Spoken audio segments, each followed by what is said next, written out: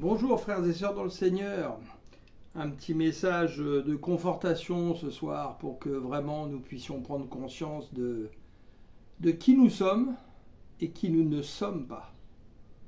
Nous appartenons au Christ. Ce n'est plus nous qui vivons, c'est Christ qui vit en nous. Si nous nous sommes repentis, que nous avons été baptisés d'eau pour mourir avec lui, renaître avec lui, passer par la croix, si nous avons été baptisés du Saint-Esprit, afin que ce soit le Saint-Esprit qui prenne le contrôle de nos vies, et que nous nous mettons en action pour le Seigneur, ce qu'il nous a demandé, donc d'aller guérir des malades, chasser des démons, faire des disciples, enseigner la bonne nouvelle, la vraie bonne nouvelle, pas un faux évangile avec un faux esprit, comme nous avertit Paul, alors nous appartenons au Seigneur, car nous avons reçu l'Esprit du Seigneur. Alors voilà, je voulais vous lire des petites choses pour vraiment nous révéler clairement ce que le Seigneur attend de nous et ce qu'il va faire de nous, particulièrement dans ces temps de la fin, dont on les sent clairement. Il suffit de voir l'agenda satanique qui est en train de se répandre dans le monde entier, en particulier par l'Occident, mais qui va se répandre ailleurs évidemment. Si nous ne le voyons pas, c'est que nous sommes vraiment aveugles. Et qui se répand aussi malheureusement dans beaucoup d'églises des hommes qui sont en train de prêcher des faux évangiles, des évangiles trafiqués pour des questions d'argent, de pouvoir, de confort, et j'en passe et des meilleurs.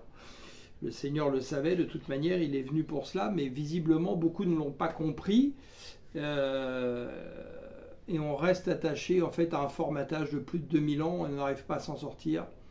Et alors que le Saint-Esprit n'arrête pas de venir le révéler à plein de gens à travers la planète. Et des petits, des tout petits, ben oui, parce que comme dit le Seigneur, je te loue Père, Créateur du ciel et de l'univers, d'avoir caché tout cela aux sages et aux intelligents, et de l'avoir révélé aux tout petits. Alors on va commencer par exemple par Proverbe 1,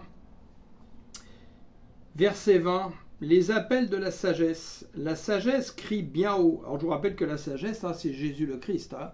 Yeshua Mashiach, Yahweh Adonai, le Seigneur, le Créateur du ciel et de la terre. La vérité. La sagesse crie bien haut dans les rues, sa voix résonne sur les places publiques, par son esprit. Dominant le tumulte, elle appelle. Près des portes de la ville, elle fait entendre ses paroles, disant « Gens sans expérience, jusqu'à quand vous complairez-vous dans votre inexpérience ?» Mais quelle inexpérience? Celle de la connaissance de Christ, Yahweh Adonai, celui qui est le Seigneur. Et vous, moqueurs, jusqu'à quand prendrez-vous plaisir à vous moquer? Et vous, insensés, jusqu'à quand détesterez-vous la connaissance? Écoutez mes avertissements. Voici, je répandrai sur vous mon esprit, et je vous ferai connaître mes paroles. J'ai appelé et vous m'avez résisté, j'ai tendu la main et personne n'y a prêté attention. Puissions-nous prêter attention à sa main, la main du Seigneur qui se tend vers nous et que beaucoup refusent aujourd'hui, préférant leurs coutumes, leurs traditions, leurs positions, leur trafic, particulièrement dans les églises. C'est ça qui est grave. Les gens qui sont dans le monde, ils ont des excuses et le Seigneur va venir les chercher. Rappelez-vous, quand il invite ses convives dans Matthieu, personne ne veut venir. Ceux qui vont venir, ce sont ceux qu'on va aller chercher dans les rues qui ne connaissaient pas le Seigneur, qui n'étaient pas conviés et qui vont rentrer. Les prostituées, les publicains vous devanceront. Les derniers seront les premiers. Ça nous dit quelque chose? Vous avez rejeté tous mes conseils et vous n'avez pas voulu mes avertissements. C'est pourquoi lorsque le malheur fondra sur vous, je rirai. Ça vous dit quelque chose? Le psaume 2, le Seigneur rit. Quand la terreur vous saisira, je me moquerai. Quand l'épouvante comme une tempête viendra sur vous, que le malheur fondra sur vous comme un ouragan, et que la détresse et l'angoisse vous assailliront, alors ils m'appelleront, mais je ne répondrai pas. Ils me chercheront, mais ne me trouveront pas, puisqu'ils ont détesté la connaissance, qu'ils n'ont pas choisi de craindre l'Éternel, qu'ils n'ont pas voulu de mes conseils, et qu'ils ont dédaigné tous mes avertissements. Tous mes avertissements. Eh bien, ils récolteront les fruits de leur conduite, et ils se répéteront jusqu'à ce qu'ils en aient plus qu'assez de leur propre projet. Ézéchiel 12.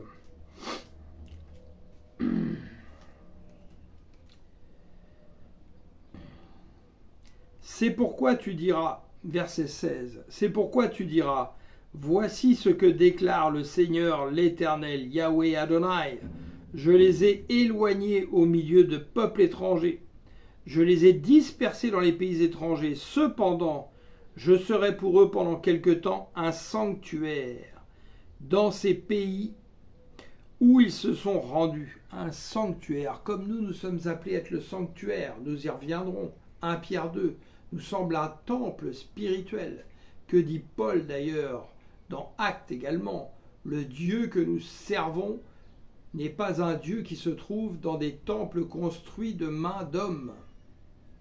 Qu'est-ce que nos églises si ce ne sont pas des temples construits de mains d'hommes?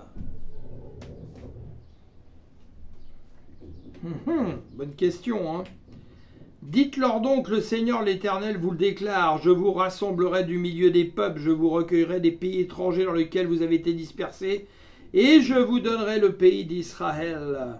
Alors, ils y viendront et ils ôteront tous les objets abominables, toutes les idoles abjectes. Je leur donnerai un cœur qui me sera entièrement dévoué. Et je mettrai en eux un esprit nouveau, oui, l'esprit du Seigneur, son Saint-Esprit. J'ôterai de leur être leur cœur dur comme la pierre, et je leur donnerai un cœur de chair, afin qu'ils vivent selon mes ordonnances, et qu'ils obéissent à mes lois, et les appliquent, ils seront mon peuple, je serai leur Dieu. Oui, nous sommes une race de rois prêtres, de sacrificateurs de l'Éternel. 1 Pierre 2. Un peuple élu. Quant à ceux dont le cœur s'attache à leurs idoles, qu'est-ce que c'est qu'une idole? Tout ce qu'on idolâtre. Aujourd'hui, on idolâtre les églises. Ça, vous êtes à la bonne place ici. Cette église-là, dans l'autre, c'est pourri là. Mais celle-là, vous êtes à la bonne place. On idolâtre le pasteur. On idolâtre la vision de l'église. Il est où le Seigneur là-dedans? Je sais pas trop. Quant à ceux dont le cœur s'attache à leur idole, continuent à suivre leur abomination, je ferai retomber sur eux ce que mérite leur conduite. C'est là ce que déclare le Seigneur l'Éternel. Les causes de la ruine qui vient, l'Éternel m'adressa la parole en ces termes. Fils d'homme, tu habites au milieu d'une communauté rebelle. Ils ont des yeux pour voir, mais ils ne voient pas. Ils ont des oreilles pour entendre, mais ils n'entendent pas. Car ce sont des rebelles. Parce qu'ils n'ont pas l'amour de la vérité. Ils cherchent les richesses et les avantages avec le Seigneur, les intérêts de ce monde. Joël 3. Et même les serviteurs sur les servantes, moi je répandrai mon esprit en ces jours-là, je produirai des signes prodigieux dans le ciel, sur la terre, du sang, du feu et des colonnes de fumeux, et le soleil s'obscurcira, la lune deviendra de sang, avant que vienne le jour de l'Éternel, ce jour grand et terrible. C'est le jour qui nous attend. Pendant que nous pouvons encore nous préparer, pendant que nous pouvons encore revenir au Seigneur, travaillons à être prêts pour ce jour, parce que ce n'est pas le petit Jésus qui va arriver en l'ange, ou Jésus qui va arriver dans sa petite robe blanche pour vous donner des belles paroles. Ça, il l'a déjà fait. Mais on n'a pas voulu écouter, et on ne veut toujours pas écouter pour le plus grand nombre. Alors c'est l'Éternel des armées qui revient, un feu dévorant, un cavalier redoutable, un ange exterminateur. C'est tout ça qui revient. Pourquoi dit-il qu'à la fin il y aura des pleurs et des grincements de dents? Je vous conseille vraiment de lire Matthieu de 21 à 25, où tout est dit. Confirmé ensuite dans l'Apocalypse, mais tout est dit. Alors, acte des apôtres, Pierre, témoin de Jésus-Christ.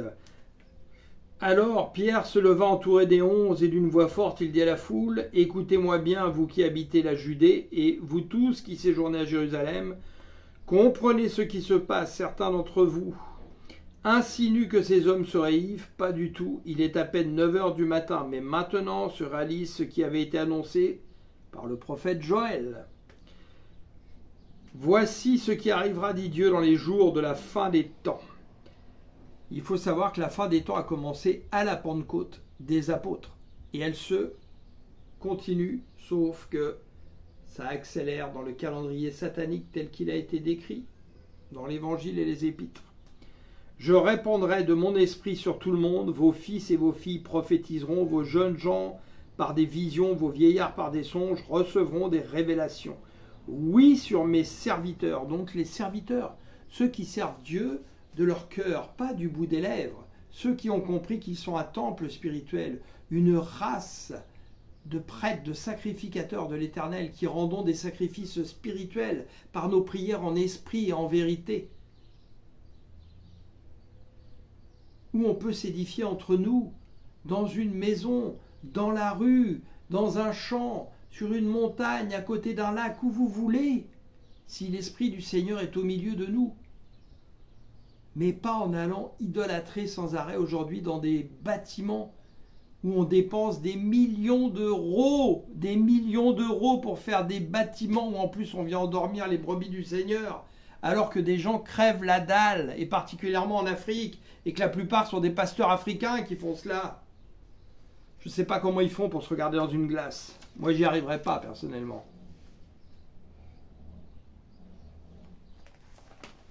Seigneur, aie pitié de nous.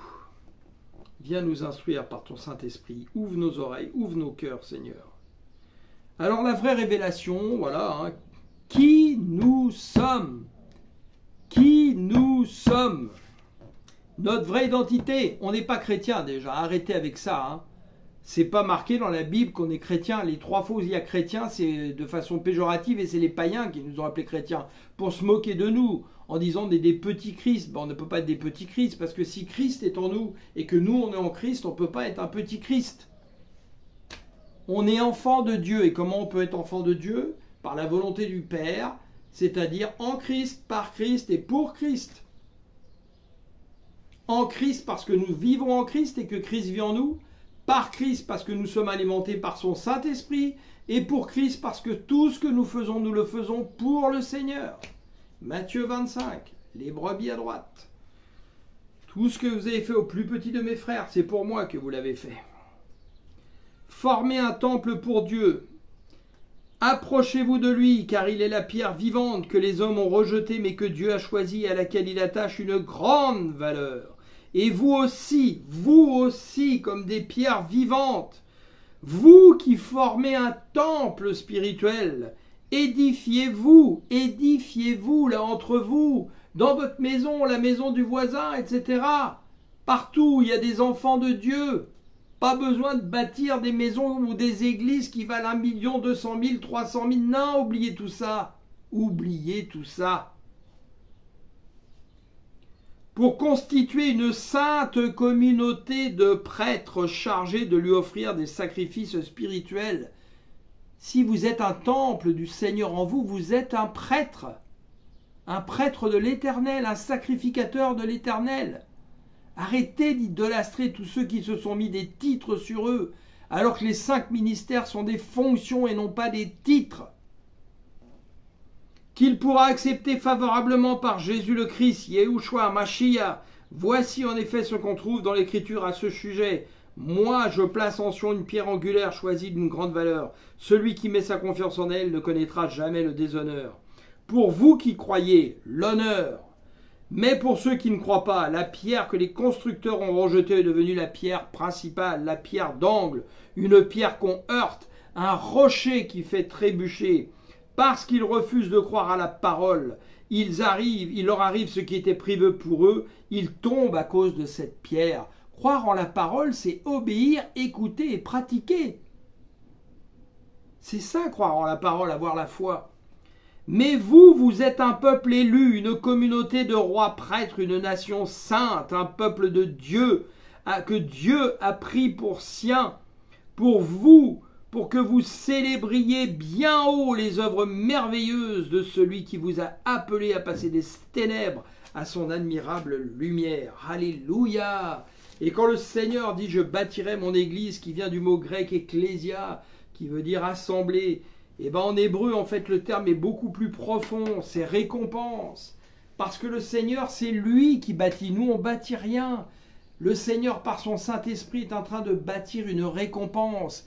Et à travers cette récompense, nous sommes des récompensés de Dieu. Cherchez dans la Bible combien de fois vous allez voir le mot récompense. Et qu'est-il marqué en Apocalypse 22 ? Je viens avec mes récompenses.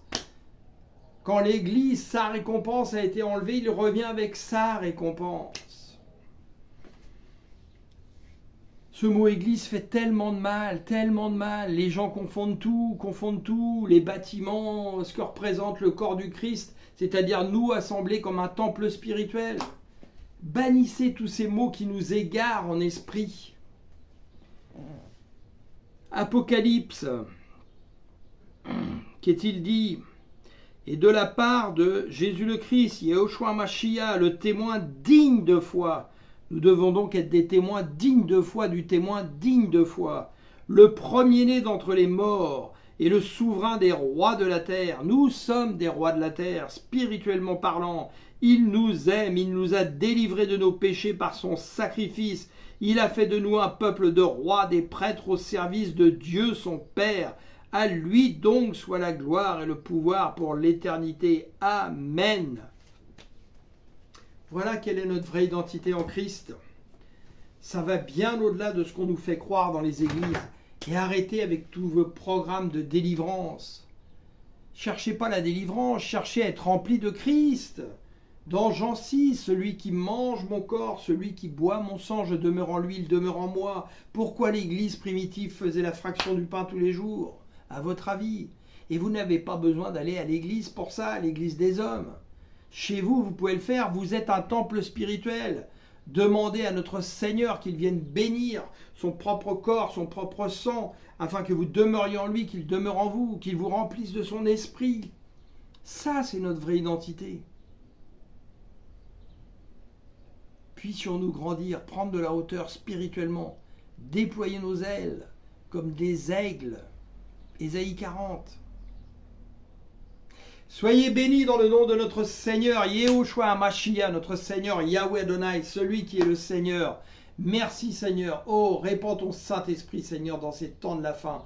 Viens chercher ton peuple partout où il s'est égaré Seigneur. Qu'il soit dans les rues, qu'il soit dans des églises des hommes, qu'il soit encore dans des loges francs-maçonnes. Viens les chercher Seigneur, viens les chercher. Ouvre leur cœur Seigneur, oui, vraiment je te prie Seigneur. Soyez bénis abondamment dans le Seigneur de Yehoshua, dans son nom, oui, dans son nom précieux. Dans son nom précieux. Et cherchons en premier les trésors du royaume. Le reste nous sera donné par-dessus tout. Si c'est dans cette vie seulement que nous cherchons le Christ, nous sommes les plus malheureux des hommes, comme dit Paul de Tarse, pardon. Prenons de la hauteur spirituellement. Nous en avons vraiment besoin. Je vous aime, n'hésitez pas à partager. Pour le bien de vos frères et sœurs. C'est vraiment important. Au lieu de partager plein de choses qui séduisent nos oreilles et qui sont en train de nous endormir pour tomber dans la fosse. N'oubliez pas les paroles du Seigneur. Ce sont des aveugles, laissez-les faire. Ils conduisent d'autres aveugles. Si un aveugle conduit un autre aveugle, ils tomberont tous les deux dans la fosse. Ces paroles sont toujours d'actualité. Toutes les paroles du Seigneur restent d'actualité. Parce que le Seigneur connaît les cœurs des hommes. Il n'y s'y fiait pas, comme il le disait. Soyons attentifs. Repentons-nous. Il n'est jamais trop tard. Et revenons au Seigneur pleinement. Amen. Soyez bénis.